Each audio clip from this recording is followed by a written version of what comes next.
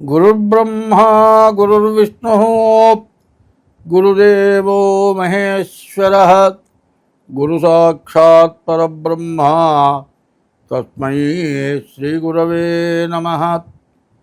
అగజానన పద్మార్కం గజానన మహర్నిశం అనేకదం త్వం భక్తానాం ఏకదంతముపాస్మహే. ఆదిత్యోర్కోరవిర్భానుర్భాస్కరశ్చ దివాకరః మార్తాండః సవితా హేళి తీక్ష్ణాం శుర్మిహిరో రవిః. 2025 సంవత్సరం జూన్ నెల 1వ తారీఖు నుండి 30వ తారీఖు వరకు ఈ నెల మాస ఫలితాలు చెప్పుకుందాం. ఎప్పుడు కూడా కొన్ని గ్రహాలు ఉన్నాయి. ఒక గ్రహం 2 రోజులున్నరే ఉంటుంది, ఒక గ్రహం నెల రోజులు ఉంటుంది, ఒక గ్రహం నెల 15 రోజులు ఉంటుంది, ఒక గ్రహం 3 నెలలు ఉంటుంది, ఒక గ్రహం సంవత్సరం ఉంటుంది, ఒక గ్రహం సంవత్సరంన్నర ఉంటుంది, ఒక గ్రహం 2 సంవత్సరాల 6 మాసాలు ఉంటుంది ఒక్కొక్క రాశిలో. ఇట్లా ఉండే గ్రహాల్లో ఎక్కువ టైం ఉండే గ్రహాల్లో 3. ఒకటి సంవత్సరం ఉండేది గురువు. మరి రాహుకేతువు సంవత్సరంన్నర ఉండే గ్రహాలు రాహుకేతువులు. 2 సంవత్సరాల 6 మాసాలు ఉండేది శని.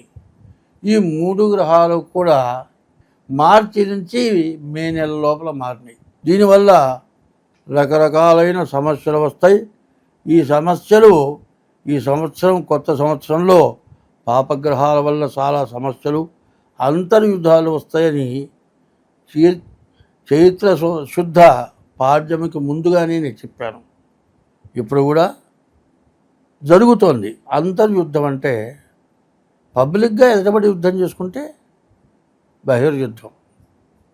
యుద్ధం వద్దు వద్దు వద్దంటూ బార్డర్లో కాల్పులు జరపడం, దానికి ప్రతి కాల్పులు జరపడం, వద్దు ఆగిపోండి అంటాం. విదేశాలు ఆగిపోయిన తర్వాత మళ్ళీ తిరుగుబాటు చేయటం, ఇవన్నీ కూడా ఏదైనా ఉంటే ముఖాముఖి కొట్టుకోవటం వేరు. వెనక నుంచి దొంగ దెబ్బ అంటారు. ఎదురుండి కొట్టుకుంటే అది వేరే, చాటు నుంచి కొడితే ప్రాణం తీసే దెబ్బ కొట్టచ్చు. ఇటువంటి సమస్యలు ప్రపంచానికి, కుటుంబాలకి, మంచికి చెడుకి కూడా వస్తుంది. 2025 సంవత్సరం 6వ నెల 11వ రాశి కుంభరాశి. మకర కుంభాలకి శని అధిపతి.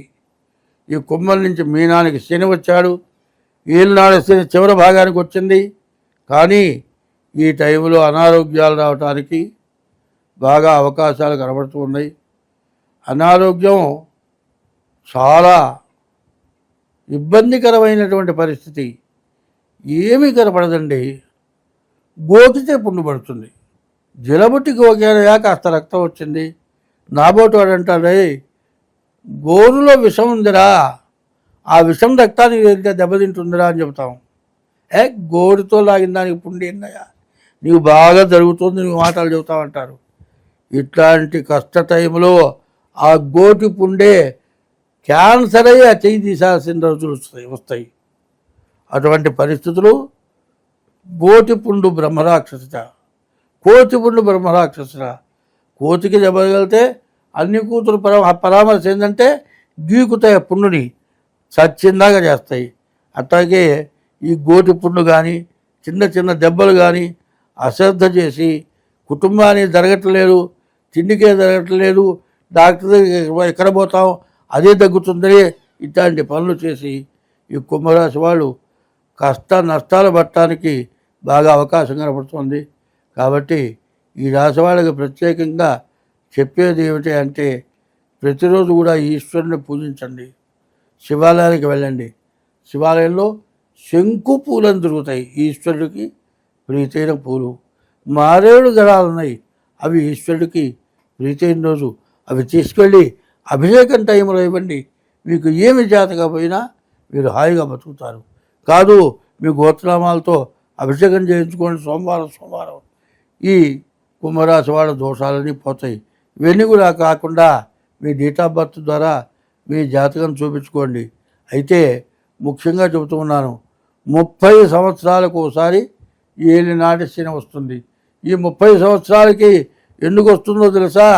ఒకప్పుడు ఏలినాటి శనితో బాధపడతాడు, వాడికి వయస్సు వస్తుంది, బాగా సంపాదనకు వస్తాడు. సంపాదనకు వచ్చిన తర్వాత వాడు ఏం చేస్తాడంటే అన్యాక్రాంతంగా దురాక్తంగా సంపాదిస్తూ ఉంటాడు. కాస్త తేడా రాగానే నా బోటి వాళ్ళ దగ్గరికి వచ్చామండి, ఏంటి పరిస్థితి బాగాలేదంటే, నీ దుంపదగా ఏలినాడు శని జరుగుతుందిరా, జాగ్రత్త పడమని చెబుతాం. కానీ ఈ ఏలినాడు శని యొక్క స్వభావం ఏంటంటే, ఎవరైనా సరే ఇంతకుముందు చేసిన పాపం ఈ జన్మలో అనుభవించాలి. 30 ఏళ్ల క్రితం చేసిన పాపం నువ్వు ఈ జన్మలో అనుభవించాలి. అట్లాగే 3 సార్లు వస్తుంది ఏలినాడు శని. నీవు చేసిన పాపాన్ని నిన్ను అనుభవింపజేస్తుంది, చివరికి మోక్షాన్ని కలుగజేస్తుంది. శని దుర్మార్గుడు కాదు, శని ఎప్పుడు కూడా దుర్మార్గంగా ఎవరిని వేధించడు. కానీ ఈ కుంభరాశికి చాలా కష్టపు దినాలు. 7 సంవత్సరాల 6 మాసాలు కాక ఇంకో సంవత్సరంన్నర కూడా ఈ రాహుకేతువుల వల్ల కనపడుతుంది. కాబట్టి ఎంత జాగ్రత్తగా ఉంటే అంత మంచిది. అప్పులు చేయొద్దు, ఎవరి దగ్గర కూడా మీ కష్టాన్ని బయటపడి చెప్పుకోవద్దు. చెప్పుకుంటే హేళన చేస్తారు. కానీ అయ్యో పాపం ఇంత కష్టపడుతున్నారా, ఏదైనా సహాయం చేద్దాము అనేటువంటి వాడు ఎవరు కూడా 100కి 150 మంది కూడా లేరంట.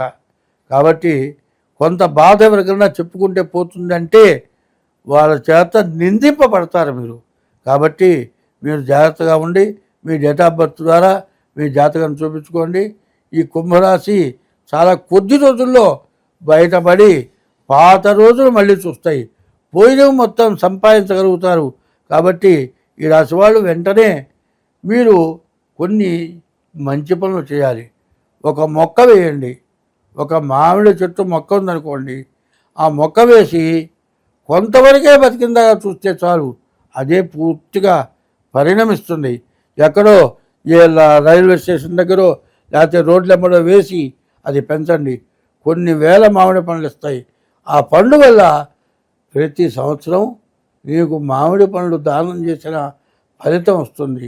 ఇంట్లో చెట్టేసుకొని ఎన్ని కాయలు పడ్డా సరే నువ్వు తిన్నన్ని తిని మిగిలిన కుళ్ళబెట్టడం కాదు చేయాల్సింది. 10 మంది బతికేటట్లుగా చేసేదే మంచి పని. కాబట్టి ఆ రకమైన పద్ధతుల్లో నడిస్తే ఈ కుంభరాశి వాళ్ళకి కానీ మీనరాశి వాళ్ళకి కానీ ఎటువంటి సమస్య రాదు.